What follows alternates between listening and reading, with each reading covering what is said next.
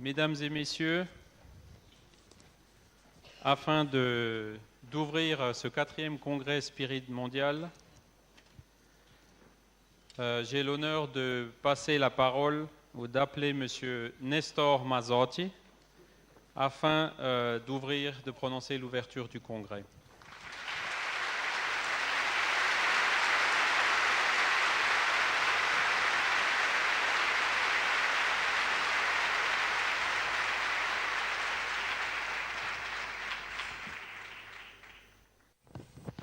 Há 150 anos, em 1854, nesta cidade de Paris, França, o professor Hippolyte Léon Denisard Rivaio, que posteriormente adotou o pseudônimo de Allan Kardec, fez os primeiros contatos com o fenômeno mediúnico das mesas girantes.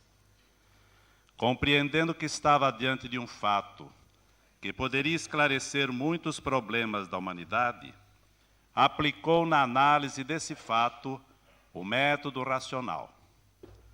Procurando conhecer-lhe as leis e as causas, acabou por oferecer aos homens uma doutrina que une a fé à razão, que traz nova e mais profunda compreensão a respeito de Deus e do universo, que descortina o mundo espiritual, e que permite saber o que somos, de onde viemos, para onde vamos e qual o objetivo da existência terrena. Oferece ainda ao homem um roteiro de vida seguro, assentado na moral do Evangelho, que lhe possibilita a construção da própria paz e, por decorrência, da paz do mundo em que vivemos.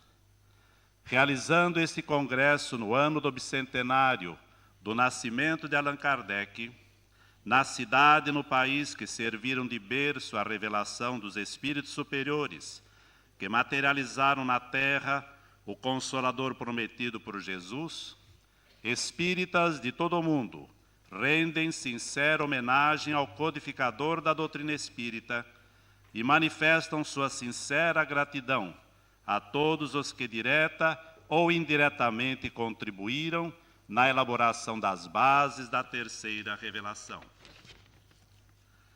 Elevamos, pois, o nosso pensamento a Deus, nosso Pai, a Jesus, nosso Mestre, e aos Espíritos superiores, agradecendo as oportunidades que a doutrina nos oferece e solicitando a inspiração e o amparo a todos os participantes deste evento, para que, procurando seguir o exemplo de Allan Kardec, vivenciando o lema trabalho, solidariedade e tolerância, possamos colaborar eficazmente na construção da paz em nosso mundo, espalhando os ensinos da doutrina espírita e estimulando a sua vivência assentada na prática do amor ao próximo. Procuremos, pois, queridos companheiros, neste instante, manter o nosso pensamento e o nosso sentimento sintonizados com os amigos espirituais, que há muitos séculos trabalham voltados ao reerguimento espiritual de todos nós e que encontram nesta oportunidade as oportunidades de intensificar a expressão do seu amor junto a todos nós.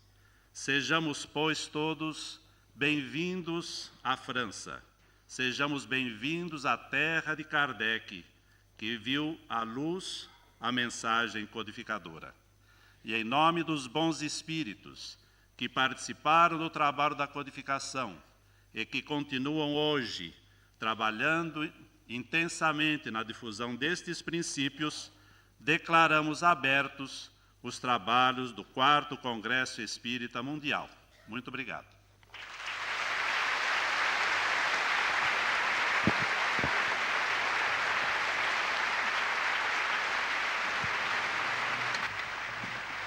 Nous allons appeler à présent au pupitre M. Roger Pérez, président de l'Union Spirit française et francophone et de l'association Kardec, en charge de la réalisation de ce 4e congrès Spirit mondial.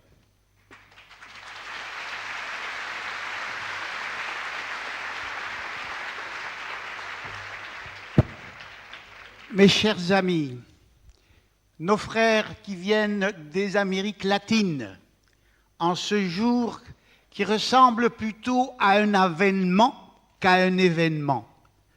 La France remercie tous ceux qui, en ce jour, viennent fêter le bicentenaire de la naissance de notre maître Allan Kardec.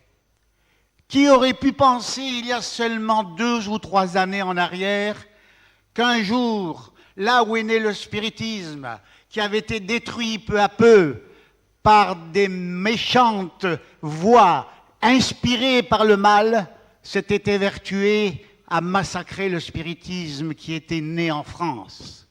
Aujourd'hui, il y a une renaissance complète du spiritisme en France, grâce à l'appui de nos frères brésiliens notamment, et aussi de tous nos frères de l'Amérique hispanique.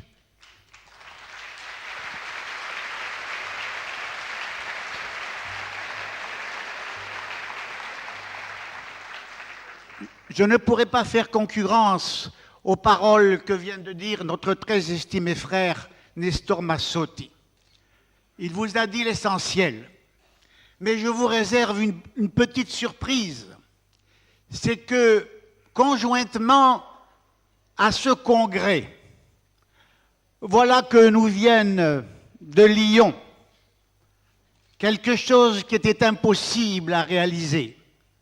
C'est que 2 frères, l'un français et l'autre brésilien, ont pu faire accepter par les autorités françaises de placer une plaque dans la rue Salat, où est né Allan Kardec, commémorant cet anniversaire. C'était impossible à penser.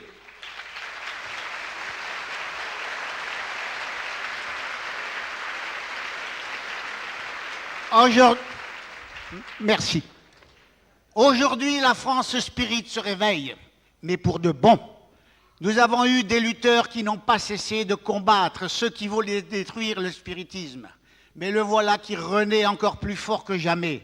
Tous unis du monde entier viennent ici à Paris aujourd'hui, territoire français, ramener le spiritisme dans ses bases et dans sa vérité exceptionnelle. Ce bonheur que nous donne le spiritisme, cette saveur d'aimer la vie et cette saveur d'aimer Dieu.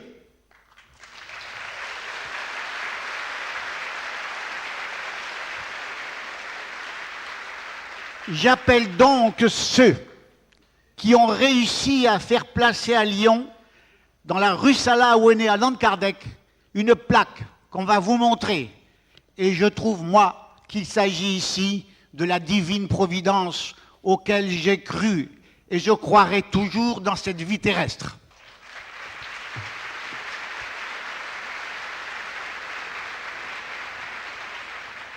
Nous allons à présent appeler au pupitre José Raúl Teixeira, qui va nous prononcer sa conférence sur le thème Allan Kardec, l'éducateur et le codificateur de la doctrine spirit.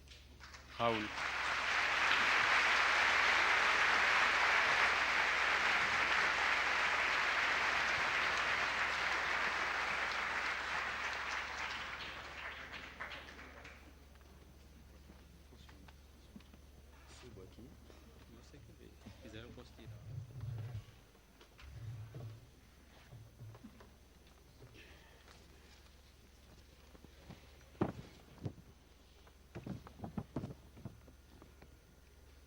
Excelentíssimo senhor João Nestor Mazzotti, presidente do Conselho Espírita Internacional, seu secretário-geral, excelentíssimo senhor Roger Perret, presidente da União Espírita Francesa e Francofona, meu querido amigo Divaldo Franco, excelentíssimos senhores e senhoras representantes nacionais aqui presentes, meus queridos irmãos espíritas, que Deus nos guarde e que nos mantenha sob sua paz. Nascera Em 1592, na Morávia, aquela criatura que iria revolucionar a pedagogia, não só em seu país, mas em toda a Europa. Jan Amos Komensky, conhecido na fala latina como Comenius, trabalharia fanosamente pela criança. A sua paixão era a criança, era o ensino, era a sua formação. Até que em 1656, na Holanda, para onde se moveu por razões político-religiosas de seu país, Comenius lançaria Orbis Pictus, uma obra escrita em latim. Era a primeira cartilha para criança com desenhos, a primeira revista em quadros para servir à educação, à pedagogia. O notável Jean-Jacques Rousseau, no ano 1712, e curiosamente retomará, depois que se torna dedicado à pedagogia, na sua fase pedagógica, o grande continuador de Jan Amos Comenius. Trabalhará Rousseau em cima das teses de Comenius. E dedicado a esse mesmo mistério do pensador tcheco, Rousseau escreverá o seu notável livro Emílio. Com essa obra, estabelecerá as bases do processo educacional que deveria reger o trabalho junto à adolescência, junto à juventude. Propõe Rousseau que o melhor para que se trabalhe a educação dos infantes e dos adolescentes será através daquilo que ele chamou de o amor pedagógico. Quando se tem oportunidade de dialogar com os jovens, e ao invés de lhes impor, expor-lhes, fazê-los pensar. E dessa maneira o Emílio é um livro notável, uma bíblia educacional para a sua época, baseado no qual estruturou-se o notável Jean-Henri Pestalozzi. Após ler Rousseau, Pestalozzi dedicou-se com mais afinco à sua azáfama educacional, estruturando um colégio profissional na sua Suíça alemã.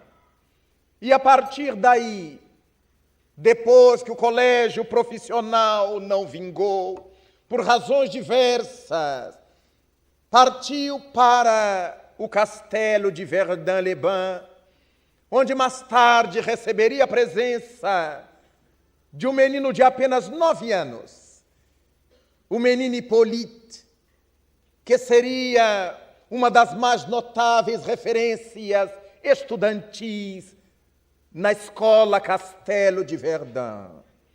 E desde então, Hippolyte Léon Denisard Rivail trabalhará na escola de Verdun com seu mestre Pestalozzi, formando a personalidade em cima de tudo quanto Pestalozzi acreditava, que por sua vez já era herança do Emílio e de outras obras educacionais de Rousseau, que por sua vez absorvera na ânfora do pensamento de Comenius a inspiração para o processo educacional da criança quanto do jovem. O tempo passa, o menino Rivail torna-se homem, volta a Paris, depois de haver sido educado em Verdun.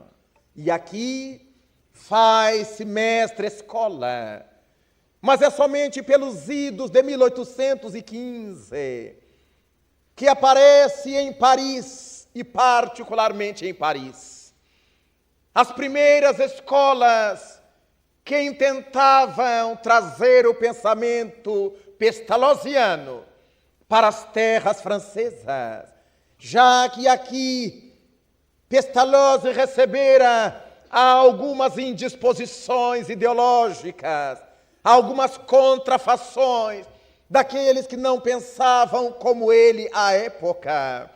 Mas Rivaio, em chegando aqui, nesse período, encontrará duas escolas importantes que haviam surgido naquele 1815, aqui em Paris. Algumas delas mais, outras menos importantes. Mas foi em 1822 que aparecerá, criada pelo senhor Bonifaz, a escola de primeiro grau. E essa escola de primeiro grau, trazendo o pensamento de Pestalozzi, adentrava a França de maneira notável. A boa aceitação fizera com que no mesmo ano o senhor Morin criasse aqui um instituto para a formação de jovens, estruturando-se no pensamento pestalozziano.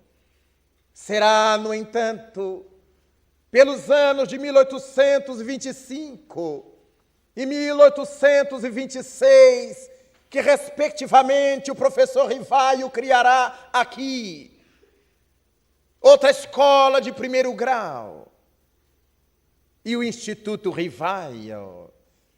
Essas duas escolas, por excelência, tratavam do pensamento pestalozziano com algumas modificações ajustadas pelo gênio de Rivaio no trato com a criança, no trato com o jovem aprendiz.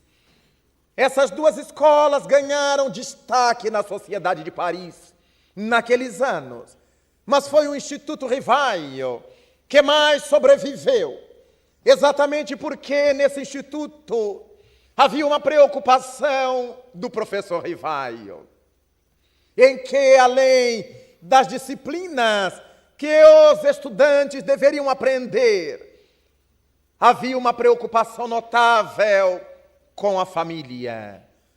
Rivaio procurava ser, e o era, mais do que um mestre, mas um pai daqueles jovens, completando no seu instituto, na sua instituição, a educação doméstica, amado pelos alunos.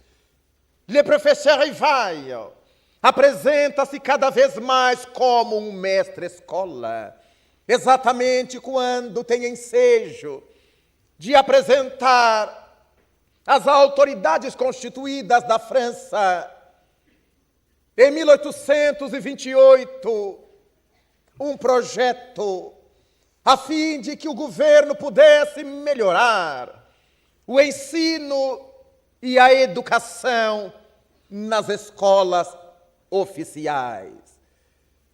Era sua primeira tentativa, sua primeira experiência de organizar seu pensamento para apresentá-lo às autoridades educacionais, ao tempo em que o ministro da Educação aqui era um religioso, o bispo Denis Frayssinous, que acolhe as sugestões do professor Rivaio para levá-las às instâncias que pudessem decidir quanto à melhoria dos níveis de estudos na capital e em todo o país.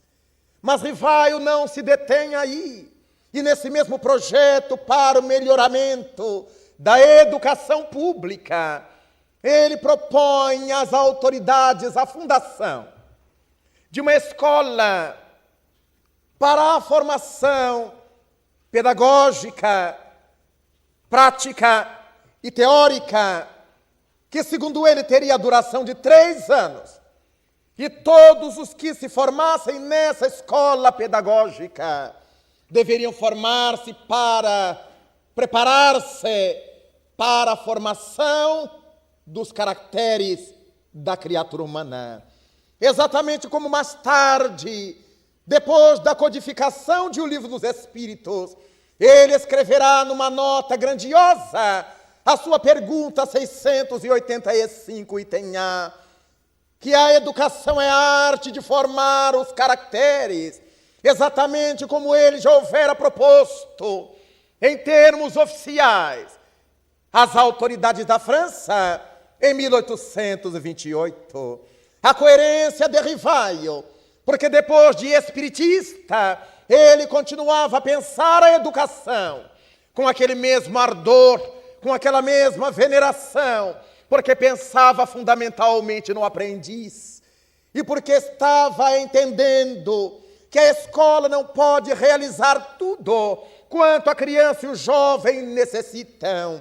Apelava para a família e a sua proposta era de que a família fosse devidamente assistida para que não tivesse ensejo de negar a sua prole essa orientação para a vida, que era a grande preocupação do mestre, amigo, pai, professor Rivaio.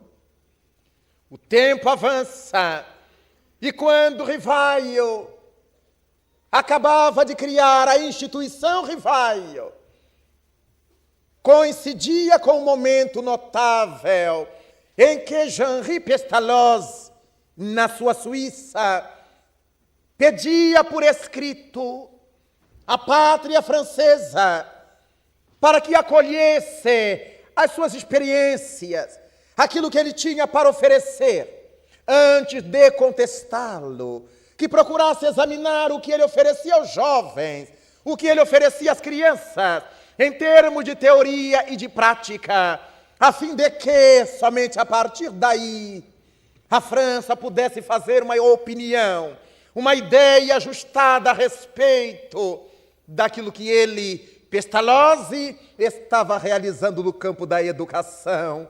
Coincidência ou não, o fato é que a escola criada aqui por Rivaio, a instituição Rivaio, teve uma vida longa para os padrões da época e vai até 1834, trabalhando afanosamente pela educação da criança e do jovem franceses. Os reveses na vida de Rivaio, as traições daqueles em quem confiara, a falta de recursos financeiros, as lutas, a necessidade de trabalhar para manter a própria vida diante do pouco dinheiro que adivinha das escolas, porque ele tinha uma alma tão notável que aqueles jovens, aquelas crianças que não podiam pagar, não pagavam. E a partir disso, ele teria que buscar outros elementos, traduzindo para que pudesse manter minimamente as suas condições de dignidade para a vida. Era o professor Rivaio, dessa maneira, uma referência educacional na França de sua época, uma referência em Paris, em particular, quando participava junto às autoridades constituídas dessas reflexões, dessas preocupações relativamente à educação. Mas enquanto Rivaio trabalhava com afinco nesse ministério do ensino, da educação, afirmando que a educação não pode ser feita com violência. Uma criança não precisa receber a violência, a vara, porque não é através da vara, dizia Rivaio, que se pode inculcar-lhes na alma o amor ao estudo, ao trabalho, as virtudes.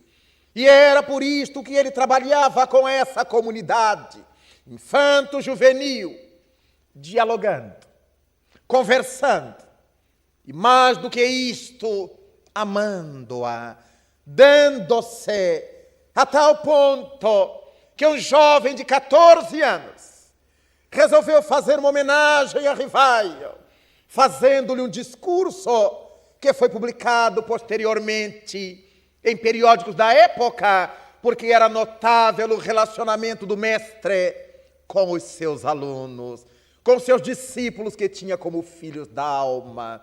No mesmo projeto de 1828, Rivaio propunha às autoridades que não aceitassem que pessoas mal formadas, mas petulantes, que a sua época, porque sabiam alguma coisa de latim, se abalançassem em se pôr como preceptora de adolescentes, quando não tinham condições para isto, sendo capazes de destroçar a formação daqueles moços, o que corresponderia nos nossos tempos atuais.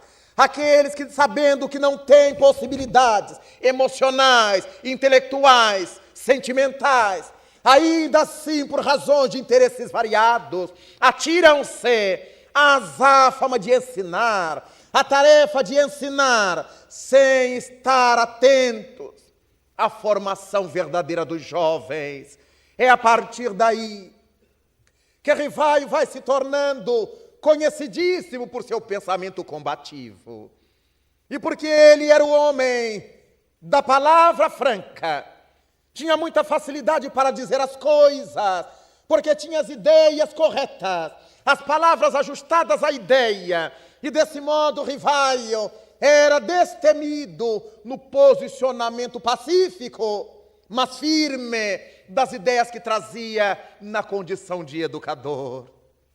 O tempo passa, até que naqueles anos distantes, de 1847, dezembro, a 1848, março, estranhos fenômenos começassem a dar-se em Hydesville, agora do outro lado do oceano, no continente americano, numa vila de evangélicos e protestantes. E na casa da família Fox, os célebres fenômenos se dão, as vozes falam.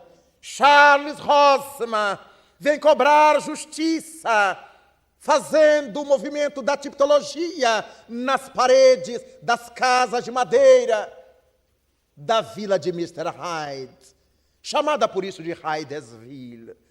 Dessa forma, aqueles fenômenos que espocaram nos Estados Unidos da América do Norte, no estado de Nova York, em Rochester, deveria transformar-se no meteoro luminoso que passaria das Américas para alcançar a Europa e diversos dos seus países.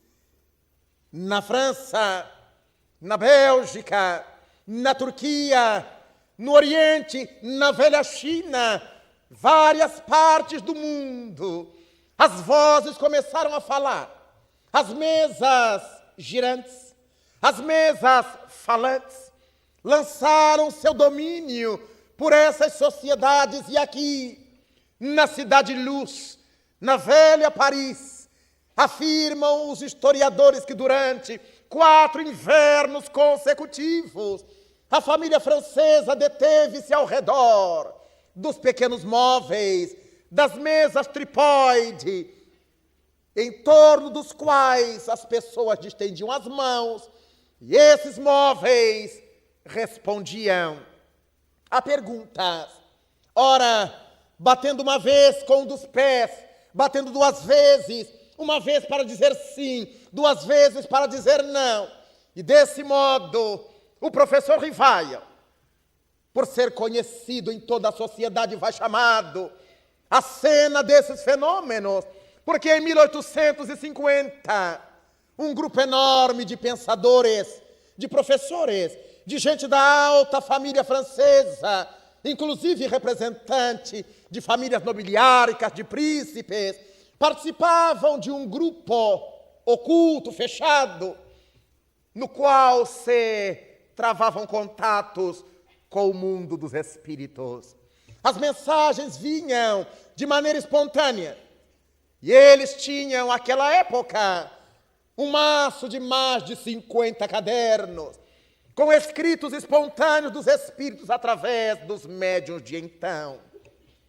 Esse bloco de cadernos vai entregue ao notável professor Rivaio, porque se ele conhecia o bom senso, a lucidez, a lógica de ferro, a sua capacidade magnética, porque aprendera desde os tempos da escola de Verdun a usar o magnetismo, e agora chegava a Paris, aquela fenomenologia, e chegava às suas mãos os cadernos que ele teve ensejo de examinar e de dar-se conta de que ali estavam escritos desconhecidos até então pela sociedade do mundo.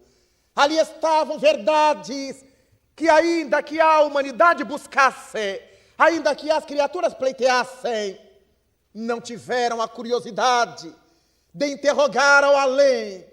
E era o além que voltava através de sensitivos, que mais tarde o professor Rivaio resolve chamar de médiuns, para evitar que se os confundissem com outras práticas, com outras ideologias religiosas, uma vez que no Egito eram tidos como hierofantes, na velha Índia como rishis, na Grécia como pitonisas, na Roma como sibilas, na Judeia como profetas, na velha Europa como bruxos.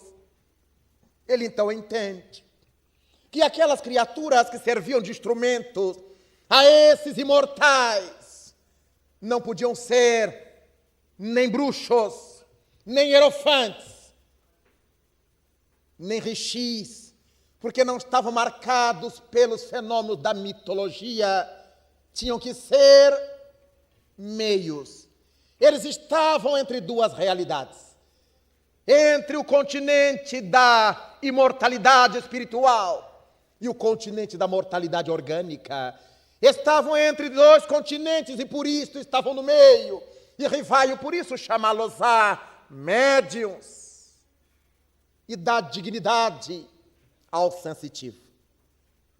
Eram médiuns, criaturas que estavam entre duas realidades, criaturas que serviam de pontes entre o além e o aquém, e o aquém e o além.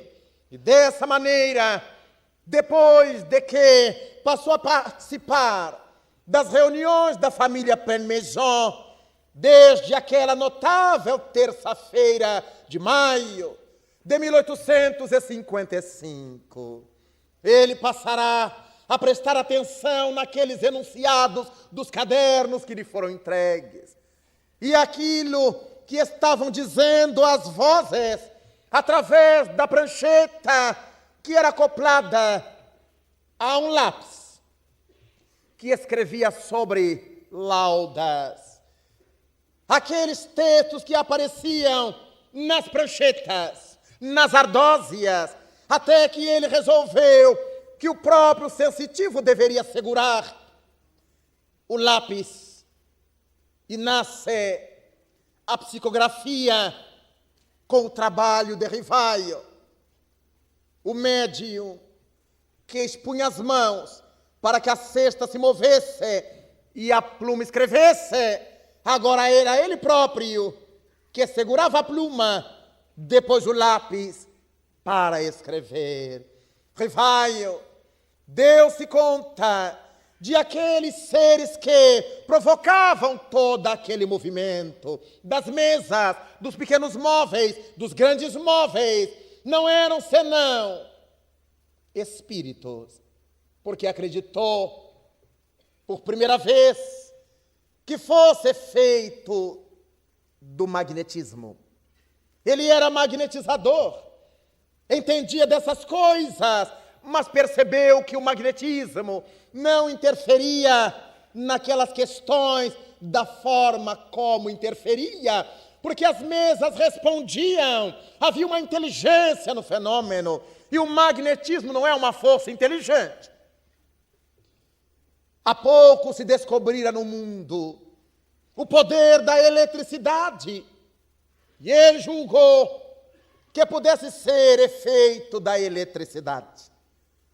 Mas tanto quanto o magnetismo, a energia elétrica conforma-se numa força cega, não é inteligente. E todos os móveis obedeciam a um princípio de inteligência. Foram os próprios invisíveis que falaram ao codificador: nós somos os espíritos, os seres que vivemos aí na terra, entre vós, e que agora nesse aldilá, nesse mais além, voltamos para vos dizer que a morte não mata senão o corpo, e que nós, os chamados mortos, continuamos de pé. E é por isto que o professor Rivaio, em lidando com os espíritos, foram eles que se autonomearam assim, a doutrina que ele mais tarde organizaria, codificaria, seria a doutrina dos espíritos, logo seria o espiritismo. E ponto.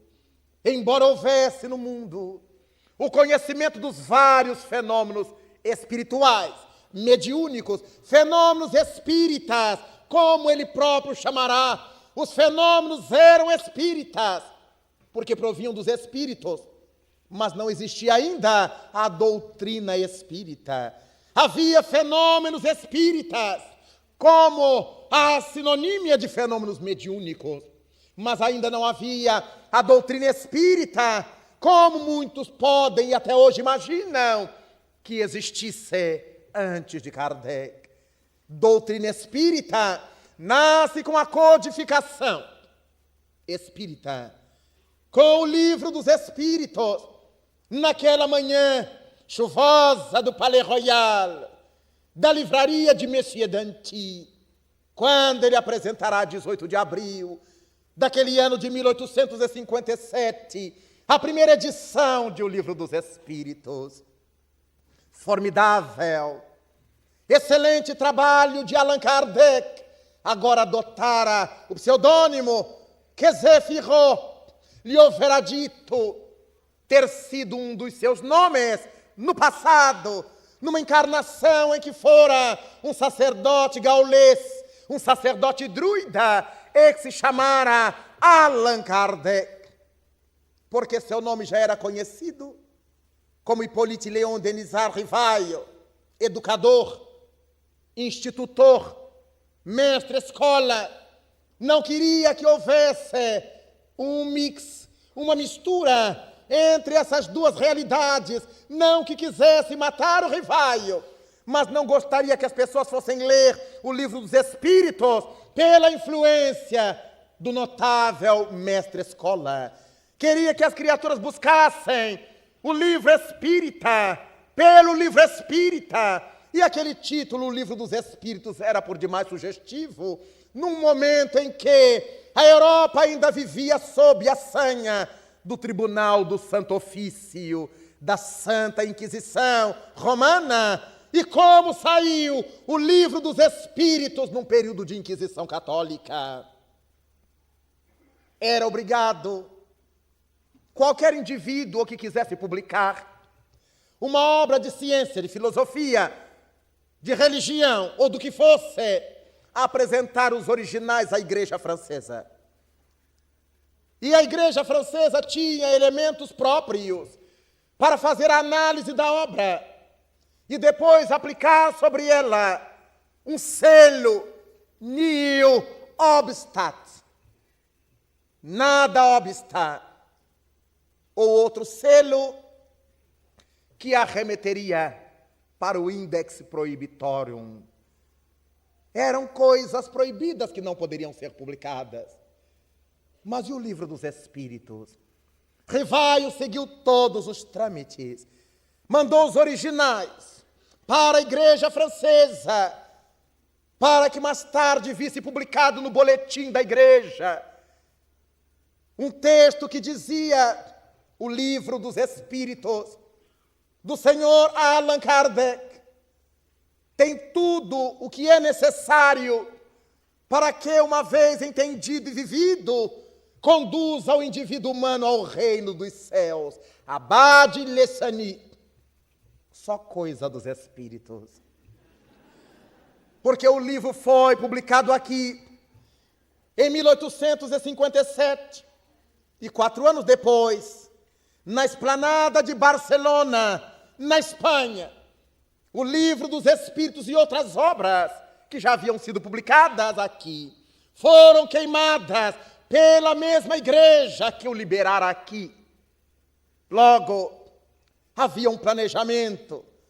Mas como os Espíritos deixaram que o livro que foi publicado aqui fosse não só proibido na Espanha, como queimado em Barcelona? Porque os Espíritos não são gente. Aqui, a igreja entendeu a obra. Lessani assinou que poderia ser publicada. Mas como é que essa mensagem se espalharia no mundo? Fazendo-se um grande movimento em torno dela. Os livros foram para a Espanha, comprados por um comerciante, com tudo pago, os impostos devidamente pagos, não havia nada de irregular. E os Espíritos disseram mais tarde a Kardec que, se ele quisesse, poderia entrar com as providências judiciais, mas o resultado não seria tão grande quanto seria o resultado daquela incineração. Porque a igreja de Barcelona, tendo à frente o bispo Dom Palau, montou um cenário de destruição, como se fosse condenar um terrível criminoso. Contratou um carrasco vestido a caráter para destroçar a obra e incinerá-la. E o povo que acudiu à praça para ver aquele movimento e aquela incineração de um livro e outros livros, teve a sua curiosidade mexida. Que livro é este capaz de mobilizar a igreja dessa forma?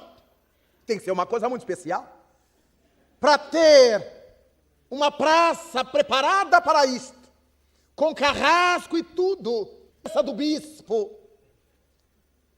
E daquelas 300 obras que entrariam, foram milhares de obras, porque o povo começou a pedir individualmente o Livro dos Espíritos a Paris. Então o tiro saiu pela culatra, e mais tarde escreverá Allan Kardec, num dos exemplares da Revue Spirit, a comunicação do bispo de Barcelona, Dom Palau, que desencarnara pouco tempo depois e viera manifestar-se na Sociedade Espírita de Paris para desculpar-se, para falar do seu equívoco durante a encarnação de Allan Kardec. A vitória do bem contra a impostura do mal. E dessa maneira o Espiritismo adentra a Espanha e outros países, porque a notícia se espalhou. E nunca mais alguém pôde deter os passos da doutrina espírita, porque naquela manhã de 18 de abril de 1857, o professor Rivaio, agora transformado em Allan Kardec, que era um nome novo nas vitrines de livros, despertaria o mundo para uma nova ordem de episódios, para uma nova ordem de fatos. E agora então, emocionados, os espíritas de Paris começavam a ver a doutrina marchar pelo mundo, porque depois, em 1861, Allan Kardec traz a lume o livro dos médiuns. E ele coloca no frontispício, que era a continuação do livro dos Espíritos, tratava de uma obra de espiritismo experimental, porque ali, desde a tese em que ele afirma que há espíritos, mas desenvolvendo uma tese dialeticamente perfeita, analisando todas as indagações filosóficas pertinentes, até concluir que há espíritos. E se há espíritos, por que é que eles não podem se comunicar? Se preservam a inteligência. Se há espíritos, por que não podem procurar os amigos, os familiares, os inimigos, se continuam tendo sentimentos positivos ou negativos? E diante da argumentação de Allan Kardec, no livro dos médiuns, não há como enganar-se alguém relativamente à comunicabilidade dos espíritos. Mas curioso é que a primeira edição do livro dos Espíritos constava de 501 perguntas e respostas tão somente. Era um balão de ensaio, disseram-lhe os Espíritos. E a partir da segunda edição definitiva, publicada a 20 de março de 1860, Allan Kardec acrescenta agora a segunda parte do nosso atual livro dos Espíritos, que não havia na primeira, do mundo espírita ou dos espíritos. A primeira edição continha a primeira parte das causas primárias, a hoje terceira parte das leis morais, e depois das esperanças e consolações. A maior parte do mundo espírita ou dos espíritos entraria na segunda edição, a definitiva, e a partir dali Allan Kardec altera a ordenação das questões, das perguntas, modifica a posição de outras para ajustar-se ao novo plano da obra. E graças a isto, o livro dos médiuns seria a expansão da segunda parte do livro dos Espíritos, do mundo espírita ou dos espíritos. Allan Kardec trabalha agora não mais de forma sintética, mas de forma analisada a segunda parte da obra e apresenta o livro dos médiuns com tudo quanto não poderia de maneira alguma ser trabalhado em o livro dos Espíritos, dada a sua extensão.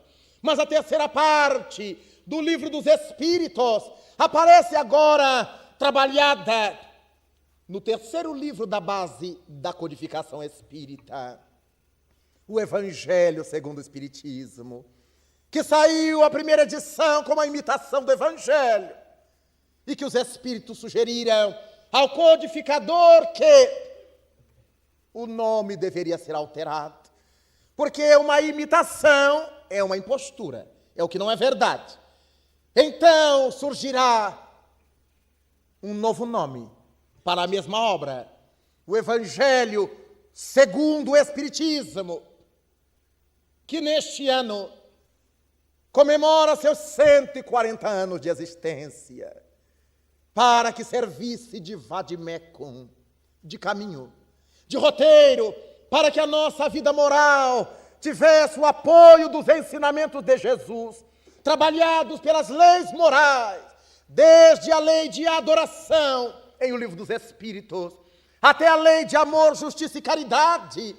O livro, o Evangelho segundo o Espiritismo, trabalha todo esse conteúdo, desde não vim destruir a lei, seu primeiro capítulo, até as preces espíritas, que fecha a obra, passando por conhecimentos notáveis para a vida humana.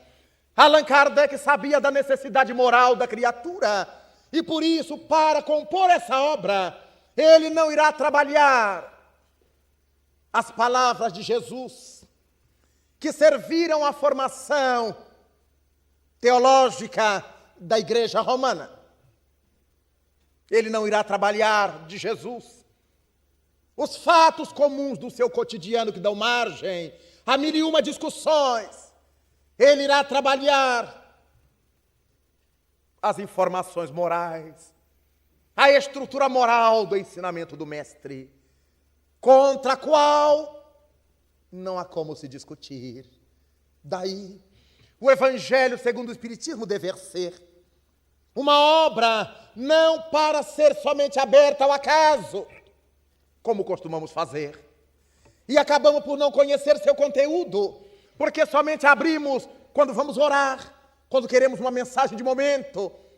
Nada nos impede de continuar a fazê-lo, desde que assumamos o compromisso, em homenagem aos seus 140 anos, de estudá-la de ponta a ponta, para que tenhamos um vade-mecum para viver, um roteiro para viver. Allan Kardec sabia que a doutrina espírita não estava na Terra para ensinar a criatura a desencarnar, porque isso não é necessário que ninguém ensine. Quando chega a hora, nós vamos sabendo ou não sabendo. Mas Allan Kardec entendia que tudo isso que os espíritos vinham trazer ao mundo era para que aprendêssemos a viver aqui no mundo.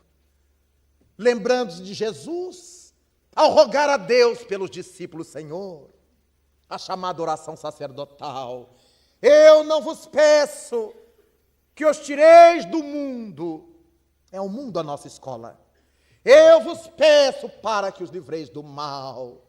Era a doutrina espírita chegando à Terra agora para nos ensinar a sair das injunções do mal, da queda nas tentações, porque o difícil é viver aqui, neste mundo das aparências, onde tudo parece que é. Olhemos o céu azul, parece que está azul em cima, mas os astronautas subiram, atravessaram o azul, e quando chegaram lá, depois do azul, o azul estava embaixo, e eles não tinham visto o azul quando passaram, porque é uma ilusão de ótica, representando tão só a reverberação da faixa azul dos raios luminosos do sol, que tem as cores do arco-íris e outras tantas que os nossos olhos não podem captar. Então, o que nós vemos azul é uma indução para os nossos sentidos.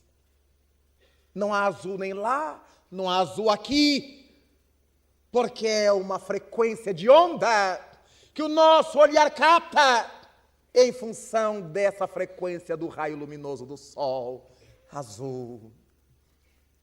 Nós tocamos o móvel e dizemos: como é rígido, doce ilusão. É porque nós estamos encarnados. Porque para os espíritos eles atravessam as paredes. O bloco de mármore, de aço, então não é rígido. Não é tão fechado como aparenta ser. É uma ilusão dos nossos sentidos táteis. Porque se conseguirmos espremer, dizem os físicos, todo o Corcovado no Rio de Janeiro e retirar todos os espaços atômicos, interatômicos, que separam átomos, moléculas, todo o morro do Corcovado caberá numa pequena caixa de fósforo, todas aquelas montanhas do Corcovado. Logo, o que a gente vê não é bem o que é. Tudo quanto nós vemos é o que não é. E o que é o que não vemos. Dá para endoidar, mas é verdade. É dessa forma que os físicos e os astrofísicos ensinam-nos hoje que o universo está montado em 4 forças invisíveis. a força gravitacional que sustenta os mundos, mas nós não vemos, que nos detém sobre a terra, por isso não voamos, não conseguimos caminhar com 2 pés no ar. Se eu tiro um, o outro está preso, se eu tiro o outro, eu tenho que prender este, por causa do ímã, entre aspas, que a terra representa para nós, puxando tudo para o seu centro. Essa força gravitacional é invisível, mas existe, ninguém pode negar. A força eletromagnética, sem a qual seria impossível a vida cotidiana hoje. Tudo quanto nós usamos, eletroeletrônicos, a luz, os aparelhos, a computação, dependendo dessa energia que jamais alguém viu, somente sentimos os efeitos. A força forte, a força fraca. A força forte é nuclear. É aquela que mantém os prótons presos aos nêutrons no núcleo atômico. E nós aprendemos na ciência básica que cargas iguais se repelem. Como é que os prótons, que são positivos, não se repelem no núcleo atômico? Graças a essa força forte. E a força fraca também é nuclear, mas é aquela incumbida de estourar os nêutrons, arrebentar nêutrons. Daí então, tudo que é verdade é invisível. E tudo que é visível é, no muito, meia verdade. Não foi à toa que o notável Exupéry colocou na boca do Pequeno Príncipe que o essencial é invisível aos olhos. Allan Kardec sabia disto. E buscou trabalhar em o Evangelho segundo o Espiritismo essas coisas invisíveis, mas que fomentam a vida da alma. O amor, o conhecimento, as virtudes em geral, a caridade, que é a expressão do amor dinâmico, a fé, a esperança, todas essas virtudes plenamente invisíveis, mas que são capazes de reerguer-nos para Deus, de levantar a alma para o seu Criador. Dessa forma, ele vai trabalhar a 4ª parte do Livro dos Espíritos num outro livro. Das esperanças e consolações, aparece agora no livro Céu e o Inferno. A justiça divina segundo o Espiritismo. E é a partir desse livro notável que nós vamos ter com Allan Kardec seus diálogos com os seres espirituais. Espíritos felizes, medianos, infelizes, suicidas.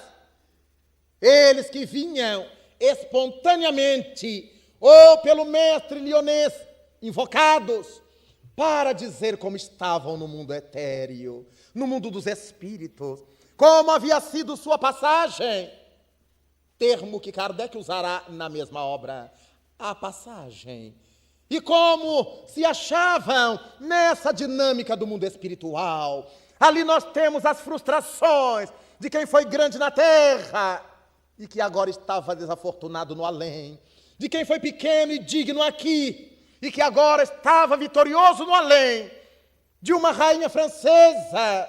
Ele encontra ali os mais variados exemplos de espíritos diversos em níveis variados, faladas, tais mensagens pelos próprios protagonistas. Mas a primeira parte da obra é de um estudo notável sobre céu, inferno, purgatório, anjos, demônios, para que os espíritas saiamos da ignorância relativamente a essas concepções, já que até então a maioria dos espíritas adivinha das crenças dogmáticas, admitindo que Deus criou demônios, criou anjos perfeitos e nós para sofrermos entre uns e outros.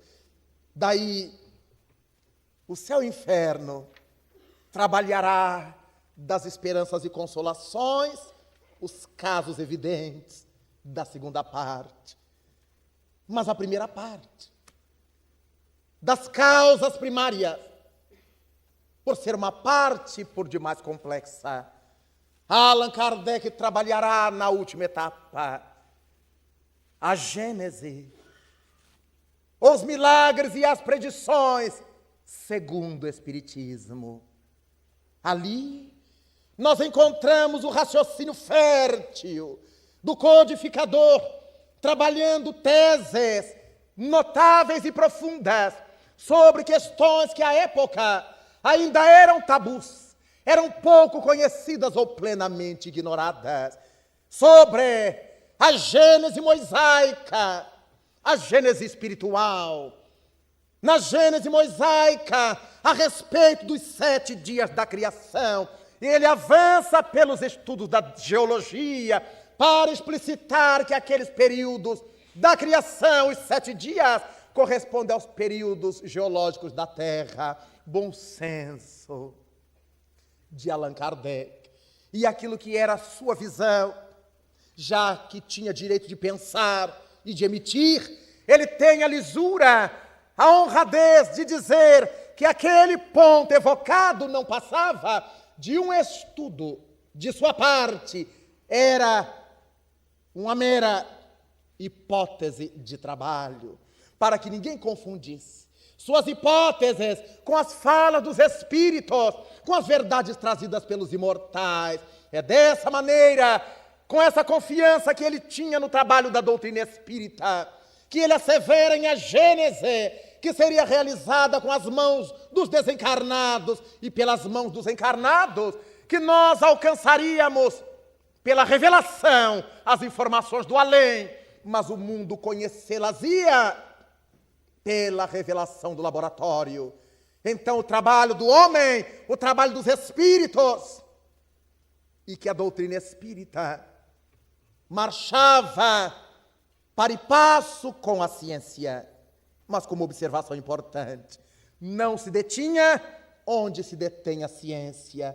Afirmava Rivaio, agora Kardec, que a ciência estuda os efeitos, a casca dos fenômenos, enquanto a doutrina espírita remonta às causas, às origens. É por isso que ele dirá antes, em O Livro dos Médiuns, na sua introdução, que a ciência não tem nenhuma condição de pronunciar-se sobre o espiritismo. E agora em A Gênese nós entendemos bem por quê. Porque se a ciência, até hoje, ainda está baseada em princípios de ordem material, ainda não admite formalmente a existência do espírito, apenas alguns cientistas, enquanto indivíduos, e não como comunidade científica, o aceitam. A ciência formal não aceita ainda a existência dos espíritos. Como é que se não aceita o epicentro das considerações, poderá fazer considerações ao redor de um epicentro não aceito? Como é que pode falar de espiritismo, que parte da realidade do espírito, se não aceita a realidade do espírito? Para nós, os espíritas, isto não é importante. A doutrina espírita não precisa da ciência formal para ser verdade. Quando Allan Kardec estabelece no mesmo livro A Gênese que o mundo necessita de uma ciência que seja religiosa, para que não atribua tudo à matéria. Não é uma ciência que frequente templos. É uma ciência que admita a existência da não matéria, a existência do ser espiritual, a existência de um Criador. Então ela será religiosa, não no sentido institucional, ela será religiosa no sentido filosófico, de buscar essa religação com os poderes da vida. E quando diz o codificador que o mundo também tem necessidade de uma religião que seja científica, não implica dizer que vamos levar o espiritismo para testar com pipeta, com tubo de ensaio, com papel de tornassol, nos laboratórios da ciência formal. Não, é a metodologia. Para quê? para que tenha suporte às suas afirmações. Daí, não se trata de que o Espiritismo é uma ciência como a física, a química, a matemática e outras, mas é ciência pela sua estruturação, pela sua formalização. O formalismo da doutrina espírita é eminentemente científico, a tal ponto que Allan Kardec diz, então, em se referindo à ciência acadêmica agora, que se algum dia essa ciência acadêmica, ciência com C grande, como ele põe, demonstrar que o Espiritismo está em erro em algum dos seus pontos, a doutrina espírita e nós, os espíritas, porque queiramos crescer, abriremos mão do nosso ponto para seguir o da ciência. Para que alguém diga isto, tem que ter muita confiança na doutrina que está apresentando para o mundo. Basta dizer que Allan Kardec apresenta a codificação espírita no chamado século das luzes, no século dos questionamentos. Não sobrava pedra sobre pedra que os sábios do século XIX para o XX não derrubassem.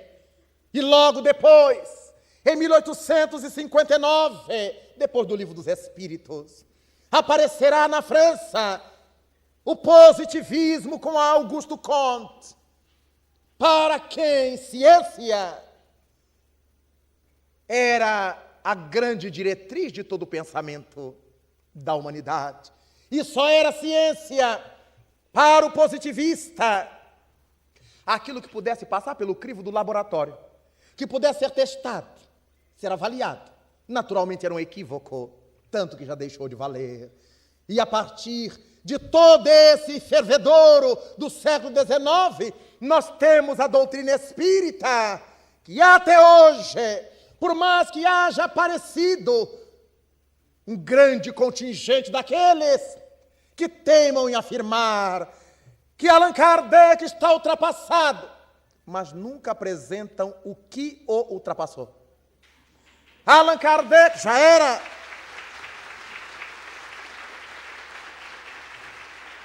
não se pode ultrapassar uma ciência sem que tenha aparecido outra capaz de substituí-la. Não se pode desfazer de uma filosofia sem que outra tenha vindo para explicar melhor aquilo que ela está explicando.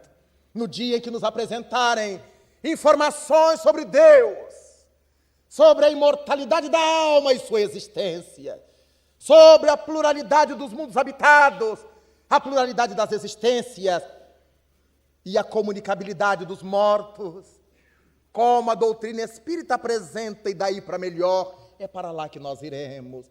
É porque nós estamos procurando uma coisa para nos aproximar de Deus. Se o Espiritismo ficou para trás, nós teremos que andar à frente, só que até hoje isso não passa de discurso vazio de quem sequer teve o trabalho de conhecer a doutrina espírita. Devem ter aberto o Livro dos Espíritos ao acaso e achar uma pergunta aqui, outra ali, outra acolá.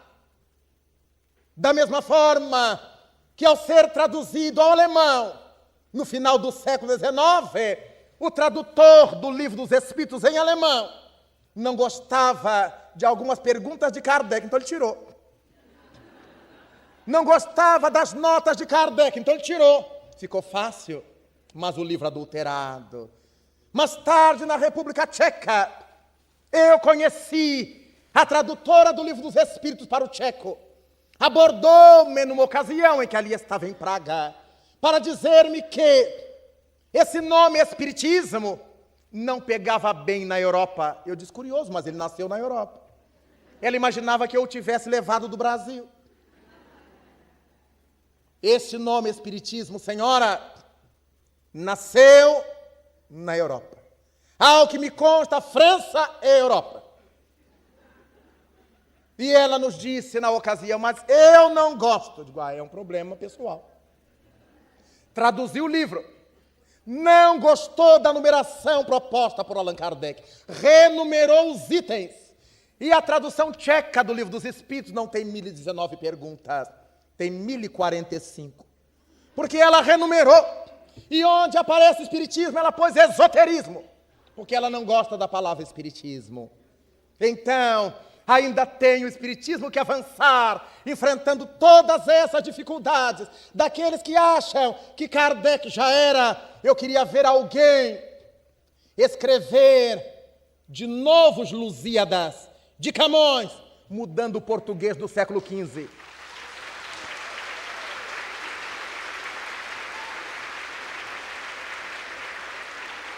Eis porque Allan Kardec foi tremendamente grandioso. Ele sabia dessas inteligências miúdas que querem ser o cérebro do mundo. Fez-nos referência quanto a elas, mas teve a oportunidade de dizer-nos, a nós, os espíritas, escrevendo em 1863, no exemplar de maio da Revue Espírita, aos espíritas de Lyon, que tinham-lhe mandado um cartão de cumprimento de fim de ano, e ele agora mandava a resposta, que era uma carta notável, e ele dizia, para que nós, os espíritas, não fugíssemos da caridade, porque é a grande cabeça de Medusa para os incrédulos. Cabeça de Medusa. Corta uma, aparece outra. Corta uma, aparece outra. Ninguém consegue destroçar o que é dos espíritos. Se matarmos uma obra aqui, dirá o codificador, outra aparecerá acolá, porque é dos espíritos.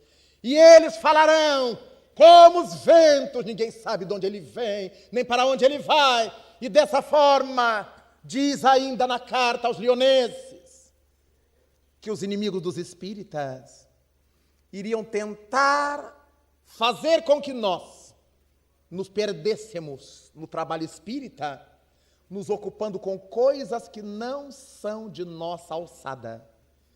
E como Kardec foi profético, porque hoje nós, os espíritas, estamos brigando por teses que não são nossas. Podem ser espiritualistas, mas não são espiritistas. Não estão sobre o alicerce da codificação. Então nós não temos que discutir. Temos que respeitar o espiritualismo universal. Mas, curiosamente, embora seja criticado, condenado por muitos, o espiritismo, quando alguém cria uma ideia nova, não levanta a sua bandeira para defender a sua ideia nova. Deseja colocar esses novos ovos no ninho da doutrina espírita. Todos eles querem que suas ideias sejam espiritismo. E para quem não estuda o espiritismo, não o conhece, os meros frequentadores, os que abrem os livros ao acaso, tudo é espiritismo, quando não é verdade. O espiritismo é um curso notável, é uma faculdade especial, é um instituto excelente na grande universidade do espiritualismo, onde encontramos o curso de catolicismo, de reformismo, de evangelismo, de budismo, de taoísmo, de tantos ismos espiritualistas, mas que não são espiritismo. Ninguém que estude na Universidade de Paris e que faça direito vai dizer que estuda medicina, porque é da mesma universidade. Os alunos de direito estudam determinado contexto, os de medicina outro, de engenharia outro, e assim sucessivamente. Nessa grande universidade espiritualista, cada doutrina fala de Deus por sua angulação, fala da alma por sua visão própria, mas não corresponde à visão do curso espírita, da faculdade espírita, do Instituto Espírita, e dessa forma nós avançaremos com Allan Kardec, não nos perdermos em questões que não sejam de nossa alçada, com questões irritantes, dirá o codificador. Não vamos discutir no centro espírita, na nossa casa espírita, aquilo que não tem a ver com a veneranda causa espírita.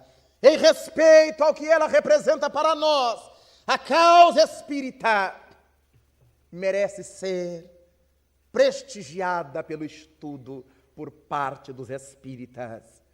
Avança Allan Kardec.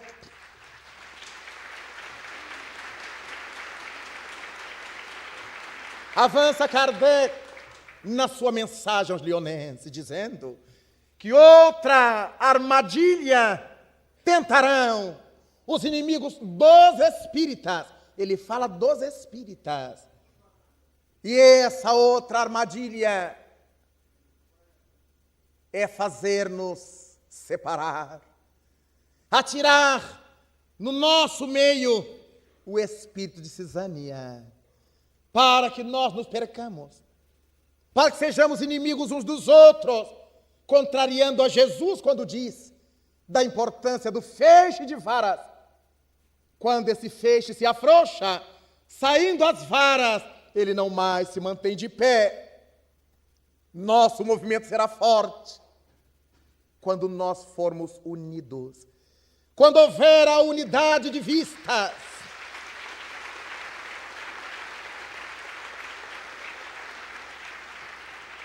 E a partir daí, a Gênese,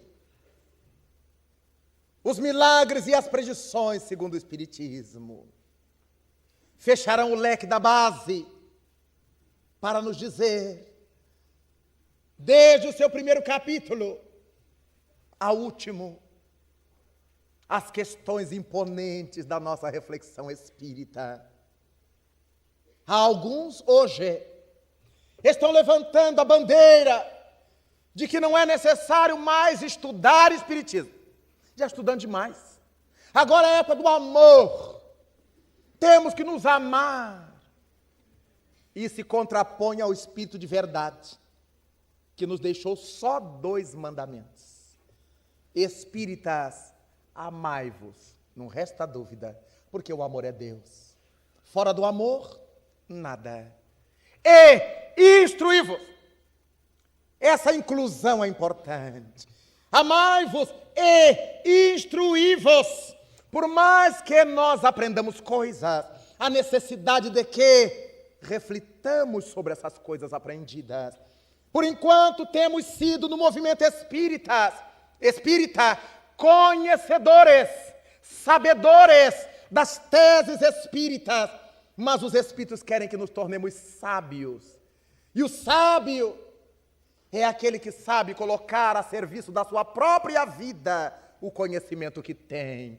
Por enquanto nós carregamos conhecimentos, mas não conseguimos vivenciá-los. E esse trabalho notável de trabalhar a vivência do Espiritismo não pode divorciar-se do permanente estudo das suas bases. Como é que eu posso amar o Espiritismo se eu ignoro? Como é que eu amo algo que eu não sei o que é? Como é que eu posso viver uma proposta que eu desconheça? Então, para que eu viva o Espiritismo, eu tenho necessidade de conhecê-lo. Para que eu ame o Espiritismo, eu tenho necessidade de penetrá-lo. E disse ainda Antoine-Exupéry, na voz do Pequeno Príncipe, o que faz com que o jardineiro ame a sua rosa é o tempo que ele despende com ela. Allan Kardec dirá isso em outras palavras sobre o Espiritismo, quando na sua introdução em O Livro dos Espíritos, dirá que a doutrina não pode ser aprendida de lapso, rapidamente. É uma ciência de profundidade e que exige muito tempo de reflexão, de análise. O que fez o Espírito Viana de Carvalho dizer, pelas faculdades de Edivaldo Franco, que a doutrina espírita é tão monumental, que está sempre vindo, enquanto nós estamos sempre indo. Quanto mais nós aprendemos, melhor a compreendemos.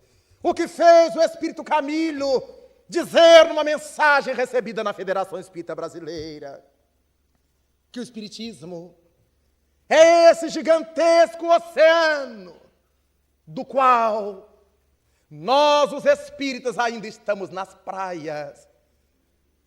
Há muito mar para mergulhar, há muito conhecimento para se auferir, e é dessa forma que Allan Kardec, educador, e Allan Kardec, codificador, se mesclam num mesmo objetivo de conduzir as almas para Deus. Porque em o Livro dos Espíritos ele tem a preocupação, na questão 383 de O Livro dos Espíritos, de perguntar qual é a importância para o espírito de passar pelo período da infância. E as entidades dizem que é porque esse espírito reencarnado tem que evoluir, e responsáveis por isto são todos aqueles incumbidos de educá-lo. A primeira escola, o lar, a família e todos os demais da sociedade. Aprendemos em O Livro dos Espíritos, na questão 914, 915, 16, 17, quando Allan Kardec quer saber sobre a mudança das instituições do mundo, que isso só se dará através da educação. Ele faz com que o seu pensamento de educador permeie o seu pensamento de espírita e se torne um educador espírita, para que nós usufruamos dessa benção de ter uma doutrina que não se contradiz, de ter uma doutrina eminentemente educativa, educando-nos o espírito para esse encontro com Deus. Um homem caminhava nas regiões dos Andes e era um criador de aves, sua especialidade. E encontrou num pequeno matagal uma pequena ave totalmente lisa, totalmente em plume. E sem identificá-la, levou-o para o seu aviário e começou a criá-la. E a ave foi crescendo, foi se emplumando. Ele identificou-a. Era uma águia. E o tempo foi passando. E a águia foi se emplumando mais, crescendo, ganhando expressão. E quando ela estava adulta, eis que numa manhã de sol azul, passa pelos céus da sua região uma imensa águia real, voeja abaixo e emite seu grito. A sua parenta lá no aviário fica enlouquecida, corre de um lado para outro, tenta voar, tenta acompanhar, mas faltavam-lhe as últimas plumas que lhe permitiriam voo. E ela continua a pipilar a sujidade do chão com as outras aves, até que, numa outra época, numa mesma manhã de céu azul, retorna a mesma águia real, voeja abaixo, e agora, quando emite seu canto, a águia levanta-se do aviário e, abrindo a espiral, acompanha a outra águia real na direção das alturas, no rumo do infinito. Nós somos águias reais. Nascemos simples e ignorantes, como estabelece Allan Kardec na questão 607 de O Livro dos Espíritos. E a partir daí começamos a ganhar a nossa plumagem para desferir o grande voo na direção da evolução, na direção do infinito, e até que, supostamente grandes, a águia real voejou baixo sobre a Judeia. Era Jesus. Cantou aos nossos ouvidos as lições excelentes. Fizemos menção de acompanhá-lo, mas não conseguimos. O sacerdócio organizado, o poder do mundo, a riqueza do mundo nos detiveram, faltavam-nos as plumas necessárias a acompanhá-lo. 18 séculos depois, já estávamos mais amadurecidos. Retorna a águia real e dessa vez nos encontrará em Paris.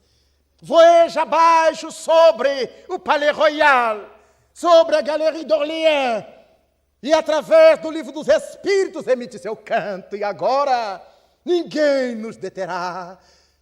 A trancos e barrancos, a duras penas, estamos desferindo o voo aberto para a imensidão, porque somos águias reais, Como Cristo, nosso destino não é a baixada, nosso destino são as altiplanuras. E neste dia, quando evocamos o bicentenário de Allan Kardec, esse notável codificador, nós nos unimos, espíritas do mundo, para dizer a Allan Kardec um pouco de tudo quanto nós sentimos que as palavras não são capazes de dizer, mas queremos dizer o mais, com a nossa vivência, com o nosso empenho, nossa fidelidade, nosso esforço, porque águias reais quanto somos, acompanharemos a Jesus nesse dia notável para dizer-lhe: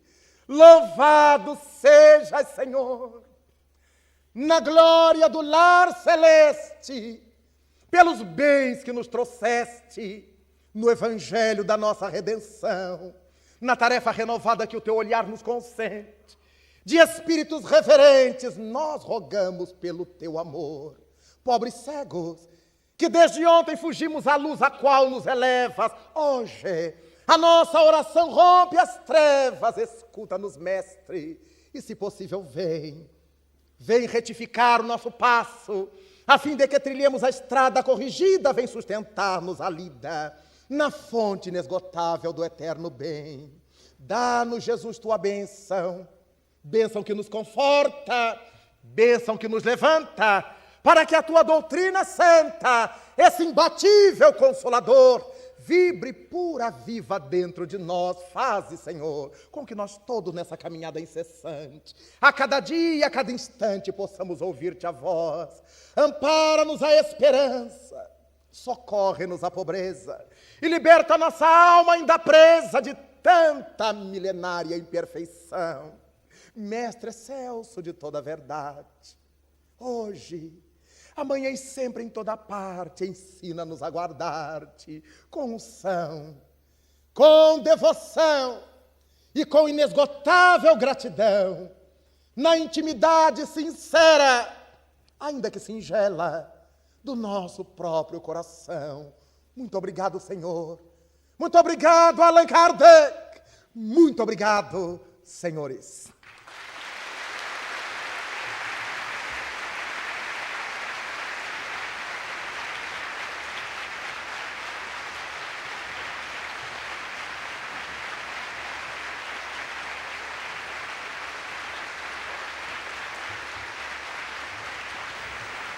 Chers amis et frères, Caras irmãs e amigos, après une envolée dont Raoul a le secret depois de uma conferência das quais Raul tem os pour segredos, emballer les cœurs et les esprits de toute une salle entière sans exception, para alegrar todos os corações e todos os espíritos, sem exceção, c'est quelque chose qui fait partie de la phénoménologie spirit. o Roger queria anunciar algo que faz parte da fenomenologia espírita. Notre frère Divaldo, Nosso irmão Divaldo, durant quelques instants, durante alguns instantes, a produit une écriture que voici, produziu a escrita que ele está mostrando, qui est illisible. Est-ce qu'on pourrait... que é ilegível, Illisible.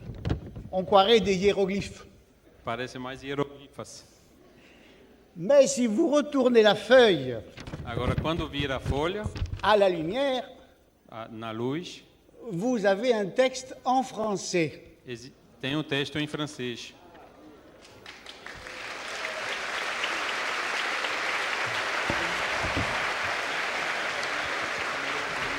Hein? Là, voilà. C'est une forme de médiumnité É uma forma de mediunidade qui est exceptionnelle, excepcional. mais ce n'est pas tout. On va vous lire ce que notre cher frère Divaldo E a agora écrit. ele vai ler o que o nosso caro irmão Divaldo escreveu, En français, dis-je. em francês.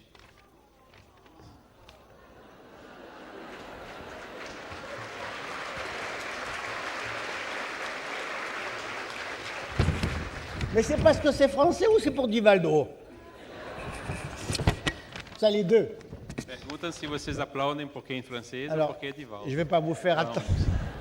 Alors, je vais vous lire cette fameuse communication. Reconnaissance à Allan Kardec. Reconhecimento a Allan Kardec. La même année où Napoléon Bonaparte a été sacré empereur des Français, O mesmo ano que Napoleão Bonaparte foi sagrado o imperador dos franceses, Hippolyte Léon Denisard Rivail est né à Lyon le 3 octobre 1804. Hippolyte Léon Denisard Rivail nasceu em Lyon no dia 3 de outubro de 1804. Transféré du bûcher de Constance le 6 juillet 1415 Transferido da fogueira de Constância pour no les jours, dia 6 de julho de 1415 pour les jours glorieux de l'intellectualité de Paris, para os dias gloriosos da intelectualidade de Paris, Kardec s'est voué à l'apostolat de la doctrine enseignée et prêchée par Jésus. Kardec se dedicou ao apostolado da doutrina ensinada e pregada por Jesus. Sa vie et son ouvrage témoignent sa grandeur, Sua vida e sua obra testemunham sua grandeza. missionnaire de la vérité. Missionário da verdade. Nous autres, les bénéficiaires de votre sagesse, Nós outros, os beneficiários de sua vous sabedoria, remercions, agradecemos émus et vous demandons humblement, e lhe pedimos humildemente, priez pour nous, vous qui êtes déjà dans le royaume des cieux. reze por nós, vós que estáis já no reino dos céus. Signé Léon Denis. E assinado.